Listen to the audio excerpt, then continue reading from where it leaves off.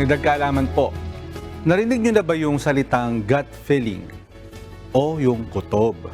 Kasi kung direktong translation sa Tagalog, ibig sabihin po ay pakiramdam sa bituka.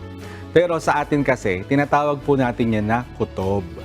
Pero bakit kasi sinasabing gut feeling?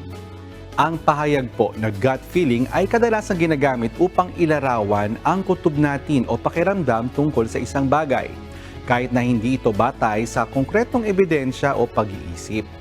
Ang ekspresyong ito ay nagmula sa ideya na ang ating tiyan o sistema ng pagtunaw ay konektado daw sa ating mga damdamin at mga instincts.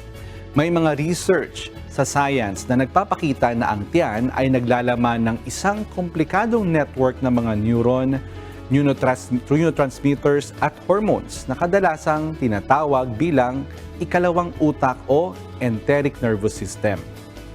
Ang koneksyong ito ng utak sa tiyan ay nagpapahintulot para sa komunikasyon sa pagitan ng tiyan at utak, na nakakaapekto hindi lamang po sa pagtunaw kundi pati na rin sa mood, damdamin at mga proseso ng paggawa ng desisyon. Kaya kapag sinabi nating gut feeling, tinutukoy natin ang pakiramdam o tinig mula sa loob natin na posibleng naapektuhan ng mayamang koneksyon ng utak sa ating pong tiyan. Ito ay isang paraan ng pagpapahalaga sa papel ng ating mga damdamin sa paggabay sa ating mga desisyon at aksyon. Kayo po, naniniwala ba kayo dyan sa kutob o gut feeling?